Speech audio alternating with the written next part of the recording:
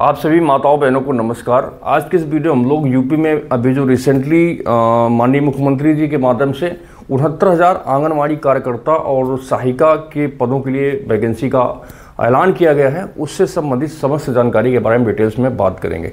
इसलिए अगर आप लोग उत्तर प्रदेश सरकार में एज ए आंगनवाड़ी वर्कर के तौर पे काम कर रही हैं या फिर करने के लिए सोच रही हैं, तो आपको ये वीडियो पूरा देखना चाहिए, क्योंकि आज के इस वीडियो में आपको ये भी बताऊंगा कि इसमें जो पुरानी आंगनवाड़ी कार्यकर्ता है उनका प्रमोशन किस प्रकार से होगा या फिर किस आधार पर होगा, और जो लोग नए मतलब जो माताएं बहनें नई हैं और जो ज्वाइन करना चाहते हैं उनका सिलेक्शन कैसे होगा, क्या योग्यता चाहिए, सारी चीज़ें मैं आपको बताऊंगा। इसमें आपको मानदेय कितना मिलेगा या फिर जो अभी बढ़ा हुआ मानदेय मिलने की बात चल रही है वो आपको कब से मिल सकता है, सारी चीज़ें मैं आपको डिटेल्स में बताऊँगा। इसलिए अगर आप लोग उत्तर प्रदेश की निवासी हैं और फीमेल्स कैंडिडेट हैं तो आपको ये वीडियो पूरा देखना चाहिए। आज का वीडियो सिर्फ और सिर्फ फीमेल कैंडिडेट के लिए है, मेल कैंडिडेट्स के लिए ये वीडियो नहीं है, इसलिए आप लोग इस वीडियो को छोड़ के जा सकते हैं। आप लोगों के लिए जब वैकेंसी आएगी तो मैं आप लोगों को वीडियो के माध्यम से सूचित कर दूंगा, ठीक है। और आप लोगों से एक रिक्वेस्ट है कि प्लीज़ आप लोग मेरे चैनल को सब्सक्राइब कर लें, जिससे जब ये वैकेंसी स्टार्ट होगी और इसमें जो भी बदलाव या फिर जो भी चीज़ें होंगी जो इस रिक्रूटमेंट से रिलेटेड होंगी, मैं आपको बहुत ही आसान भाषा में और बिल्कुल सही समय पर बता दूंगा, जिससे आप लोग बहुत ही आसानी से इसमें एप्लीकेशन कर पाएंगी। तो आप लोग चैनल को जरूर सब्सक्राइब कर लेना और वीडियो को लाइक जरूर करना, क्योंकि आप लोग मुझे अगर सपोर्ट करती हैं तो मैं आप लोगों के लिए ऐसे इन्फॉर्मेशन देने के लिए बाध्य हूँ और आप लोगों को मैं रियल इन्फॉर्मेशन प्रोवाइड कराऊंगा, जिसमें 1% आपको डाउट करने की जरूरत नहीं है, ठीक है।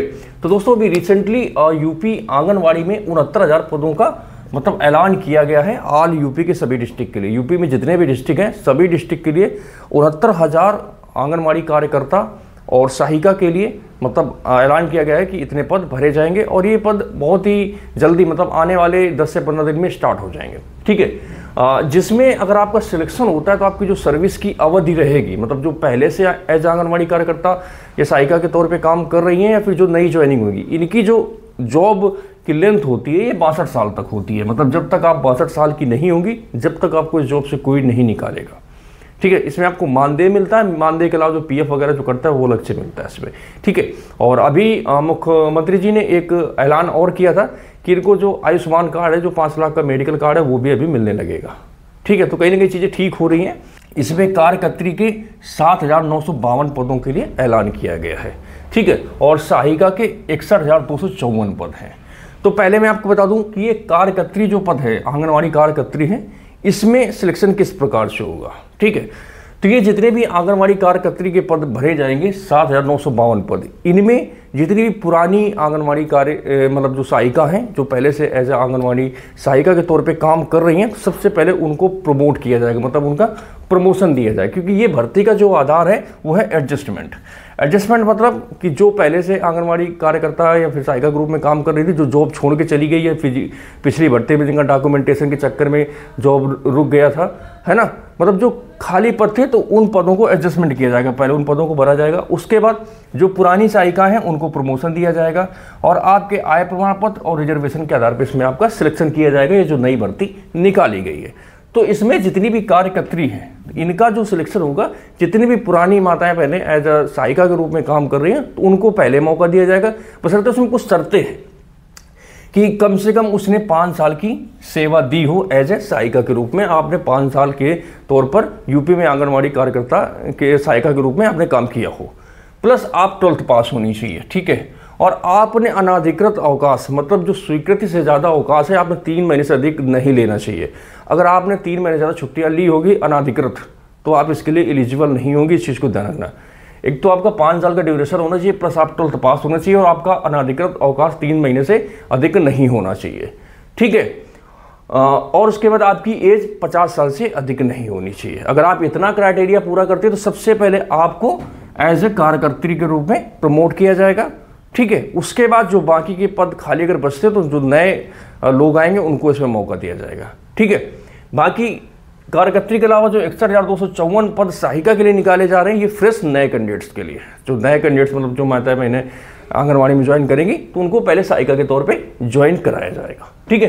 तो ये तो हो गया ये भर्ती के बारे में जो बदलाव वगैरह किए गए हैं। बाकी कार्यकर्त्री के लिए आपकी एज 50 साल से अधिक नहीं होनी चाहिए। बाकी जो सहायिका के लिए एप्लीकेशन करेंगी जितनी माताएं बहनें, उनकी एज 18 से 35 साल तक होनी चाहिए। और इसमें आपका न्यूनतम शैक्षिक योग्यता 12वां पास होना चाहिए। जो मतलब इसमें माताएं बहनें एप्लीकेशन करेंगी वो कम से कम 12वीं पास होना चाहिए, तभी आप इसके लिए एलिजिबल हो जाएंगे।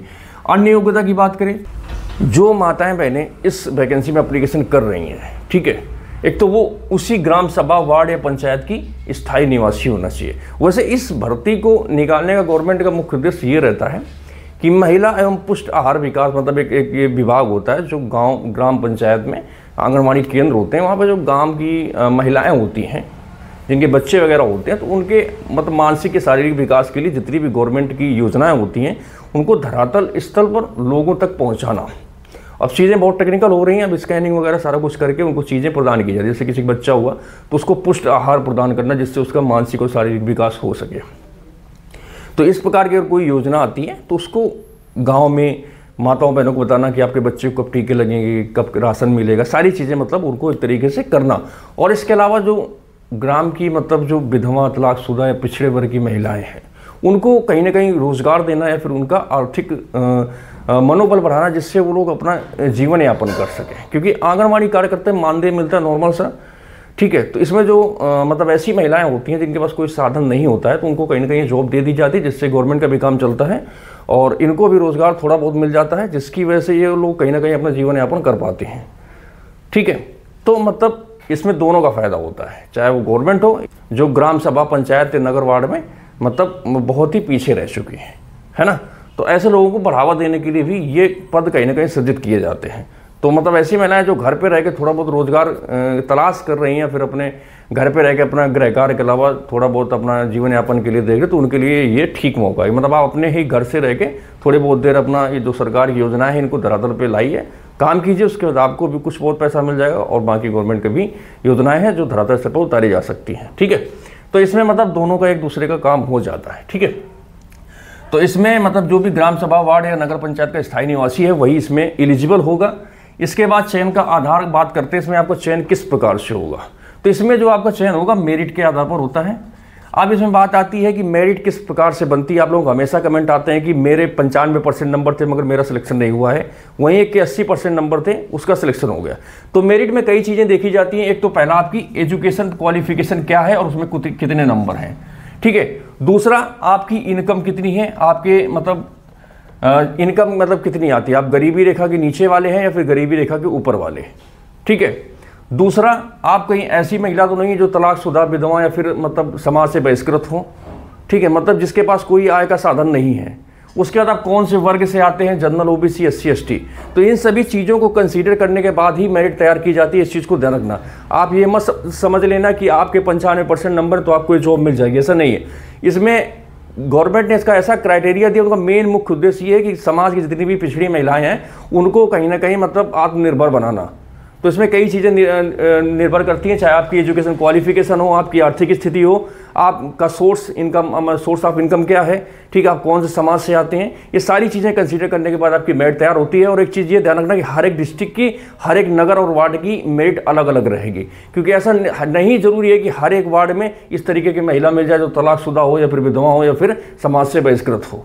ठीक है, तो आप पहले पता कर लीजिए कि आपकी नगर पंचायत या वार्ड में ऐसी कोई महिला है। अगर नहीं है तो जो नॉर्मल महिलाएं हैं जिनके पास इस प्रकार की कोई कमी नहीं है वो एप्लीकेशन कर सकते हैं। मगर इसमें ऐसी कोई महिला एप्लीकेशन करती है जो इन सभी चीज़ों से मतलब व्यथित होगी तो उसको इसमें पहले प्रायोरिटी दी जाएगी। इस चीज़ को ध्यान रखना। ठीक है, तो मेरिट का आधार कुछ दूसरा होता है। दस्तावेज की बात करें तो आरक्षण संबंधित दस्तावेज, मतलब आरक्षण मीन्स कि जो महिला इसमें लाभ लेना चाहती है, चाहे वो तलाकशुदा हो तो वो अपना तलाक से रिलेटेड डॉक्यूमेंट्स देगी, जो विधवा है तो अपने पति की जो मृत्यु प्रमाण पत्र है वो देना पड़ेगा, बीपीएल कार्ड वाली तो बीपीएल कार्ड को देना पड़ेगा। ठीक है, और जाति प्रमाण पत्र या फिर ईडब्ल्यूएस में आते तो आपको वो संबंधित दस्तावेज आपको देने पड़ेंगे, जिसमें सबसे पहले अगर किसी को प्रायोरिटी दी जाती है तो वो विधवा है, दूसरे नंबर में तलाकशुदा, तीसरे नंबर में बीपीएल वाली और चौथे पांचवें में ईडब्ल्यूएस और जाति वाली। उसके बाद सबसे लास्ट में आते हैं जो समृद्ध महिलाएं हैं, इसमें एप्लीकेशन करना चाहती हैं। ठीक है, शैक्षिक योग्यता, जाति प्रमाण पत्र, निवास प्रमाण पत्र और आपका फोटो। जाति, निवास और आय ये तीनों यूपी गवर्नमेंट के होने चाहिए, 6 महीने ज्यादा पुराने नहीं होने चाहिए। इस चीज को ध्यान रखना। ठीक है, तो अभी ये वैकेंसी नहीं है, ये आप लोग इसके लिए अभी से अपने डॉक्यूमेंट्स तैयार करा लीजिए, क्योंकि इसमें 15 से 20 दिन लग जाते हैं डॉक्यूमेंट्स तैयार कराने में। ठीक है, मानदेय की बात करें, इसमें कोई आपकी फिक्स सैलरी नहीं होती। जैसा कि मैंने आपको बताया कि ये ऐसी जॉब है जो यूपी गवर्नमेंट मतलब अपनी योजनाओं को धरातल पे लाने के लिए लोकल लेवल पर ऐसी महिलाओं का चयन करती है जो उस एरिया को जानती है, उस लोगों को जानती है, वहाँ के क्या किस प्रकार के लोग रहते हैं और उनको अच्छी तरीके से वहाँ पर उतारा जा सके। ठीक है, तो इसमें आपको मानदेय मिलता है। कार्यकर्त्री को इसमें 7500 रुपये मिलते हैं और जो सहायिका होती है उसको 3750 रुपये अभी रिसेंटली मिल रहा है। मगर अभी पिछले कुछ दिन पहले जो यूपी के सीएम है उन्होंने ऐलान किया था कि जितनी भी आंगनवाड़ी कार्यकर्त्री हैं या सहायिका हैं इनके वेतन पे वृद्धि की जाएगी और प्लस इनको अन्य लाभ जैसे मेडिकल या फिर पीएफ वगैरह जो भी होता है सारी चीज़ें इनको मिलने वाली है। ठीक है, तो आगे आने वाले 102 महीने में इनके लिए काफ़ी चीज़ें अच्छी होने वाली है। ठीक है, अगर आप इस वैकेंसी में एप्लीकेशन करना चाहती हैं तो यूपी आंगनवाड़ी भर्ती .in ये उत्तर प्रदेश की एक गवर्नमेंट वेबसाइट है, इसके माध्यम से आप लोग एप्लीकेशन कर पाएंगे। बशर्ते अभी इसके लिए आवेदन स्टार्ट नहीं हुए तो आगे आने वाले 10 से 15 दिन में जब भी इसके लिए आवेदन स्टार्ट होंगे तो मैं आपको सबसे पहले अपने चैनल पे बताऊंगा, जिससे आप लोग उसमें एप्लीकेशन टाइम से कर सकते हैं। ठीक है, तो ये सारी इन्फॉर्मेशन थी यूपी आंगनवाड़ी में जो 69,000 अभी रिसेंटली वैकेंसी का ऐलान किया गया है सीएम योगी के माध्यम से, तो उससे रिलेटेड मैंने आपको सारी इन्फॉर्मेशन बता दी और चीज़ें समझा दी है। इसमें किस प्रकार से चयन होगा, कैसे मेरिट बनेगी, सारी चीज़ें मैंने आपको बता दी है। बाकी अगर आपको चीज़ें समझ में आ गई हो तो इस वीडियो को लाइक करना और चैनल को सब्सक्राइब कर लेना, क्योंकि जब भी ये वैकेंसी आएगी तो मैं आपको वीडियो के माध्यम से सूचित करूंगा और आप लोग इसमें बेफिक्र होकर एप्लीकेशन कर पाएंगे। तो आज की इस वीडियो को यहीं खत्म करते हैं, बाकी आप लोगों को जल्दी मिलेंगे एक नए वीडियो में नए जानकारी के साथ। तब तक के लिए जय हिंद, वंदे मातरम।